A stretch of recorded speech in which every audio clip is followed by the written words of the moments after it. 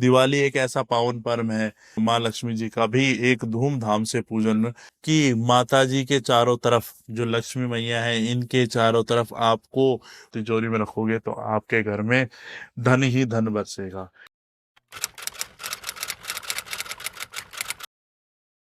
जय बोले सनातनियों और सभी धर्मों का। मैं तो ये मानता हूँ सभी धर्म, चाहे वो हिंदू मुस्लिम सिख ईसाई सभी हो, मैं ये मानता हूँ दिवाली एक ऐसा पावन पर्व है जिस दिन हमारे आराध्य श्री राम भगवान वापिस वनवास 14 वर्ष का वनवास काटकर अपने ग्रह पे आए थे। समझ पा रहे? तो उन्हीं खुशी में दीपक जले थे और आज भी हम उन्हीं के नाम से ये दीपक जलाते हैं।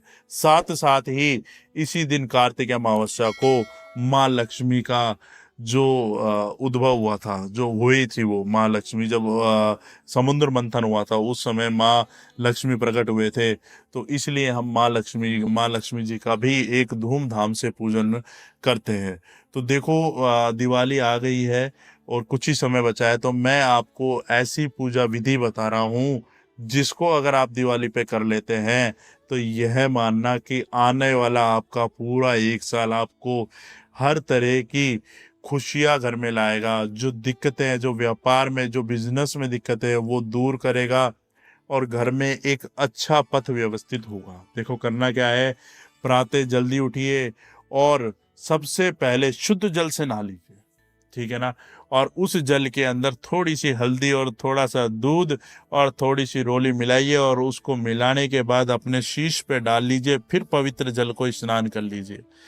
जिस जगह माता को स्थापित करना, देखो माता को उस जगह स्थापित करना, माता को हृदय में स्थापित, साथ साथ जहां अपन को चौकी लगानी है, माता को स्थापित पूजा करनी है, उस जगह को स्थापित ऐसी जगह करना जहां पर कोई भी व्यक्तित्व या कोई भी पर्सन जूते चप्पल या फिर मतलब कुल मिला के सोने वोने की व्यवस्था ना रहे। तो ऐसी जगह माता की व्यवस्था करनी है। इसमें आपको क्या करना है, एक पाना आता है कागज का लक्ष्मी जी गणेश जी का, उसको लगा दीजिए, उसके नीचे आप चौकी लगा दीजिए और उसको लगाने के बाद उसके ऊपर आप एक कपड़ा बिछा दीजिए, सफेद रंग का बिछाइए माता के लिए, नया कपड़ा लाना एकदम, और उसमें माता लक्ष्मी गणेश जी की तस्वीर को विराजमान कीजिए, उनको माला पहनाइए।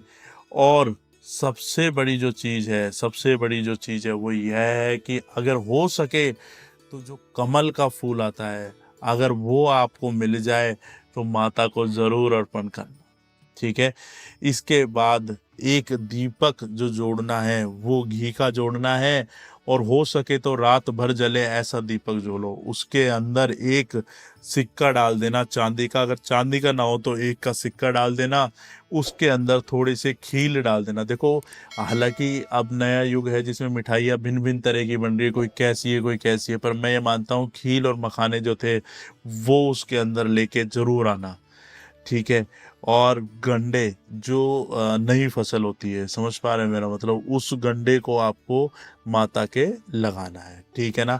अब इसके बाद आपको क्या करना है कि माता जी की जब तस्वीर आपने अर्पण कर दी है तो उसको रोली लगा दीजिए, चावल लगा दीजिए, धागा तोड़ के आपको रख देना है, ठीक है। इसके बाद आपको क्या करना है कि माता जी के आगे एक छोटा सा कलश स्थापित करना है और उस कलश के ऊपर अशोक के पत्ते लगाकर एक नारियल रख देना है।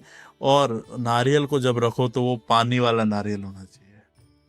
अब इसके बाद आपको क्या करना है कि माता जी के चारों तरफ जो लक्ष्मी मैया है, इनके चारों तरफ आपको फूल लगा देने हैं, ठीक है ना, फूल वूल लगा देने हैं।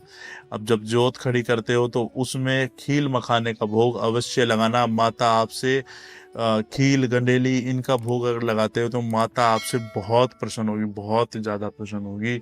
और दूसरी चीज़ है, कोई भी नया धन 1 रुपया हो चाहे आपके पास 100 रुपया, वो अवश्य माता को अर्पण करे और उसको फिर अपनी तिजोरी में रख दे, जो पूरे साल रहेगी। उसके बाद आपके जो धान्य जहाँ रखोगे वहाँ कभी कमी नहीं आएगी।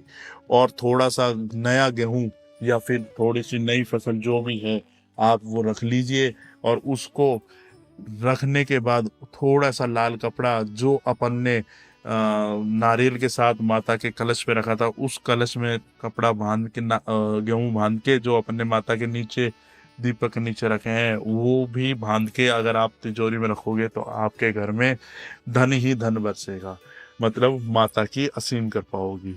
दूसरी चीज यह है कि अगर आप वो जो कमल का फूल, इसको फेंक मत देना, उसको अपने मंदिर में रख दो, चाहे वो पुराना होता जाए, वही आपके घर में खुशबू लाएगा, जो युद्ध होते हैं वो खत्म होंगे और प्रेम की खुशबू लेके आएगा। माता जी को तस्वीर को यथावत रख लीजिएगा और यही प्रसाद बांट दीजिएगा, और जो आपको भोग हो वो सब जगह लगा दीजिए।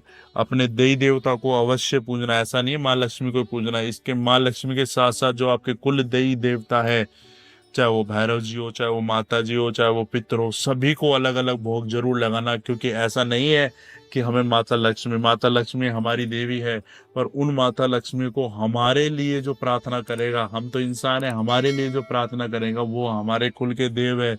तो सर्वप्रथम कुल के देवों को भी भोग लगाना है। कुल के देवों को चावल बनाओ, थाली, कांसी की थाली लो, उसके अंदर आप चावल लो और उसमें घी बूरा मिला के अगर भोग लगाते हो देवी देवताओं को, और फिर उस भोग को आप खाओगे तो मैं बता रहा हूँ आप बीमारियों से बहुत दूर हो जाओ। तो इस तरह से खुशियों का त्योहार है। दीपक जलाओ और अपने घर के देवताओं के नाम के भी दीपक जलाने हैं आपको। नए दीपक प्रज्वलित करो और पूरी रात उस जगह सो जहाँ माता लक्ष्मी का निवास होता है। अगर आप पीड़ित है शारीरिक रूप से तो कोई दिक्कत नहीं है, पर उस दीपक के पास में कहीं भी आप सो सकते हैं और माता लक्ष्मी आपके जीवन को धन्य धान्य से अवश्य भरेगी। जय बोले।